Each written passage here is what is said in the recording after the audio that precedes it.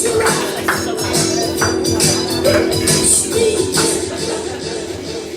evening, everybody. Nice to be here. I'm actually lucky to be here. I had a bit of a really bad chest infection, so I'm a bit croaky, so I start coughing. I'm sorry about that.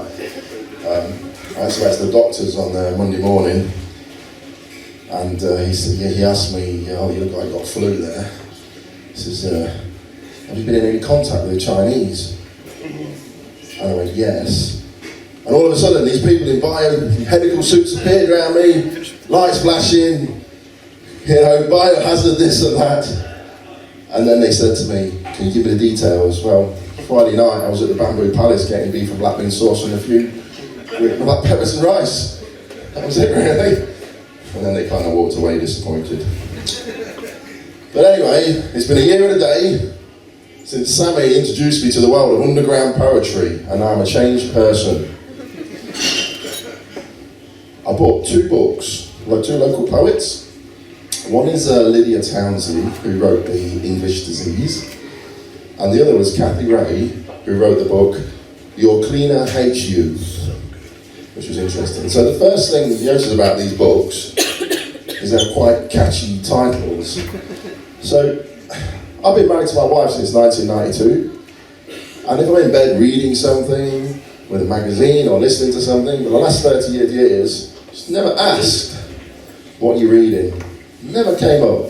As soon as I start reading these books, "Oh, what are you reading, Don?" That's the first thing I noticed.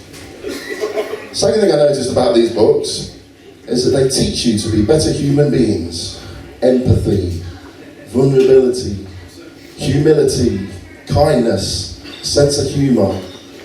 All the things you need to compensate for a lack of sex appeal in bed. So I'm sitting there in bed with the old missus, and she's, "What are you reading, Don?" "I'm reading The English Disease." "What's that about?" "Well, it's the author, and her name's Lydia Townsley, and she does this poem about the zombie apocalypse, and the boyfriend turns into a zombie, and she still loves him and looks after him." And I said to my wife, if you were turned into a zombie, I would still love you, and I would still look after you, knowing full well that any one moment you would ravish on my bits. And she's like, "Ooh." So I read the second book, Your Cleaner Hates You. And there's a poem in there about how badly the world treats cleaners. And my wife asked me, "What's this poem about?" Well, it's about how badly the world treats cleaners. But I would never do that. I love cleaners. I would pay cleaners 10 times the money they're paid, and I would make sure they were treated like queens, and I'd let them scrub me. And she's like, "Ooh, that's very kind." And she asked me again, "What are you reading next?" Well, it's a poem. Kathy wrote a poem about pandas, and if I was in charge of the world, with a little tear in my eye, and I was saying, I'd release all the pandas, and I'd let them be free, and run around and cuddly like me. And she's looking at me going, "Ooh, I'm at third base now." And then she says, "What are you reading now?" Well, I can't really tell you the title of the poem because it's quite rude. But in the book, in the poem, Kathy talks about how it's okay for a woman to unleash her femininity on a vulnerable man in bed. That was it. Job done. And then she said, "Don, I can't do it." I says, "Why?" She says, "Well, these Alexa units you've got in the bedroom, the Chinese are listening." I said, "No problem," picking on my feet. "Alexa, can I have beef and black bean sauce, and can I have it delivered in 3 minutes 21 seconds, and you can put Marvin Gaye on, let's get it on." And that's when she threw me out of the bedroom. And when that happens to you, you do what all middle-aged men in that situation do, go on social media and explore the big issues of the day, which is what the fuck have millennials done to Doctor Who. But poetry teaches you to see it from the other side, so I'm going to transport us to the world of the BBC set of Doctor Who.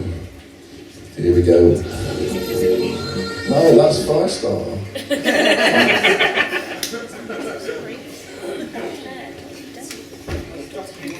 Yes.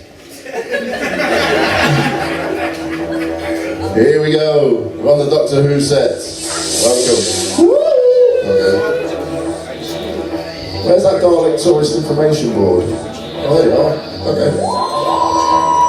Okay, Bob, we're done. We're there. Thank you. Bit of Doctor Who, MC Doctor Who in. Act 1, Cybermen. We are the Cybermen, and we are here to assimilate you. Cut! BBC Diversity and Inclusion Intervention. There's like 58 genders today. Cybermen, do you know I'm mentioning them? Okay. We are the Cybermen. We are here to assimilate you. Please choose from one of the 58 genders. Cybertrans, Cyber 2 Spirit Parrot, Cyber Pansexual. Okay. That was better. But maybe not cyber non-binary, because you things run on lots of ones, so that ain't really going to work. So off we go. Maybe not cyber neutral, you know, you kind of been automated, so you're kind of cyber, so that's it really. Act 2. Evil alien genius throws squid creature at helpless human being. Cook-up! BBC Diversity Inclusion Intervention. That squid thing looks like an octopus that's going to suck someone's brain out. And we know that off in the middle of the Pacific there is an island, and the natives use octopuses as headdresses, and it's like a kind of like a really important thing to them. And we don't want to be accused of cultural appropriation. So please don't use that octopus thing. Okay. Act 3. The evil cabal. And round the table is the Master, the Silurians, the Xylons, and they're all plotting to take over the universe. And the Master says, I'm the most evil one there. And the BBC and Diversity Inclusion Department intervene and say, did you just assume your own evil privilege? You get to give the others a chance. Okay. Act 4. The Daleks. Daleks are coming down the street. BBC Diversity and Inclusion Intervention. Can you stop please? Can you stop please? How do those Daleks work? Well, they're running off diesel. No. Carbon footprint. Can't have that. We can't have that. We can't have that. We've got to kill the planet before the Daleks turn up to destroy it. We can't destroy something that's not there, and that's the end of the Daleks. We've also got a lot of children out there suffering from eco-anxiety, and maybe we need to reinvent the Daleks a little bit. Well, what we'll do, we'll superimpose the personality of Greta Thunberg, and we'll call them the Greta Borgs. Okay. So the story goes, if you don't put your tin in, the right recycling bin, this evolved Greta Borg Dalek will appear. Okay, here we go. Exterminate. How very dare you! We're not putting that tin in the right place. Thank you.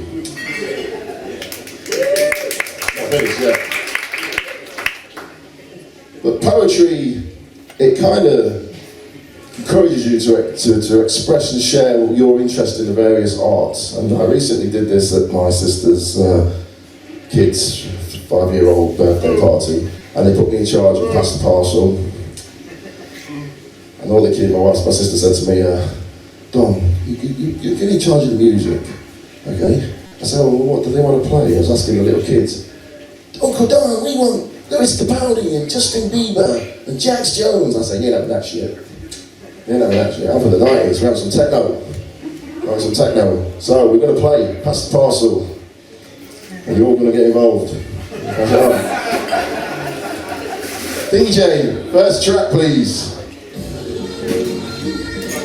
Yes. Come on kids, pass that parcel, it's on fire, fire starter, yes. Don't burn yourself. Don't burn yourself. Don't burn yourself, that's it, 30-degree burns. Stop. My sister came in. My sister came in, she said, can't play that fire starter, there's some kids in in the group that have pyromaniac tendencies and have nearly burnt their house down playing matches. We don't want to encourage them. Okay, I'll play something else. Next track, DJ. Yeah, bring the pressure. Cardio time, kids. Get that cardio on. Bring that pressure. Here we go, kids. Bring the pressure. Always on your laptops and your phones to be out playing. Here we go. Bring that pressure, kids. Stop, stop, stop, stop, stop, stop. And my sister walked in. No, no, you can't play that. We've got a few asthmatics. You're gonna kill them. Look, there's little Judy going blue over there. Back in. All right, start again. You can take the paper off when the music stops. Okay, there's a present in there. Next one, DJ. Sandstorm by the roof. Big climate change activism. Here we go. Sandstorm. Hear that sandstorm, kids. Hear that sandstorm. That's that part around. Cut, cut, cut, cut. Can't play that. Kids nowadays suffering from this eco-anxiety. Think the world's going to end. We can't talk about sandstorms. Sorry, but right. Ready, DJ? Let's go. Next one. Charlie.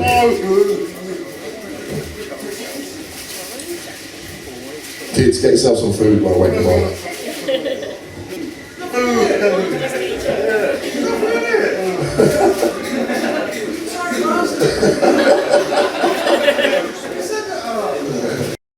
You got it, Bob.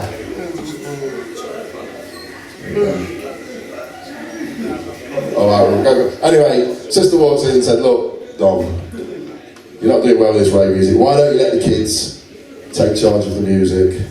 Because they're responsible kids and we brought them up well. Okay, so I let little Bob for the last song.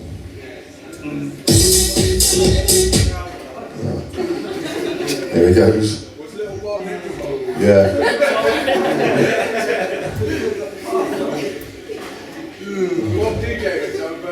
Yeah. Not doing so well either, is he? Wait for Bob. Just pass the parcel around. My mind's telling me no. Bob, grind that parcel around the room. Come on, kids. There we go, you're supposed to hit the ball. He said, oh, Kelly, pass the parcel first. And my sister come running in. Turn that music on. And that was the last time I got asked to do a kids' party.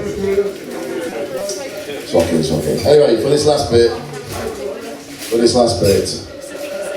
I've been watching slam poets and the way they express their truth, and I've been told by expressing this truth you can kind of heal very bad experiences that you've had in life.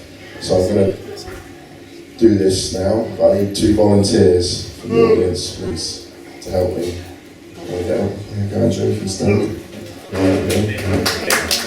One more. Need one more. Okay, it's like you, mate. So we need some dramatic effect. I've got some whoopee cushions. I'll hold one in each hand. So I'm going to exercise this really bad experience I had once using the power of slam poetry. It's very dark and it was very deep and it's kind of stayed with me for a long time, and I'm going to try and get it out of my soul system now. So every time I say the word howler, can you push your whoopee cushion, please? This one's called Fanny Fart. Oh, me lover's growler let out a howler, and the flaps amplified the sound louder. Oh, me lover's growler let out a howler. I could feel it in my teeth. The French would call it eau de cuivre. Oh!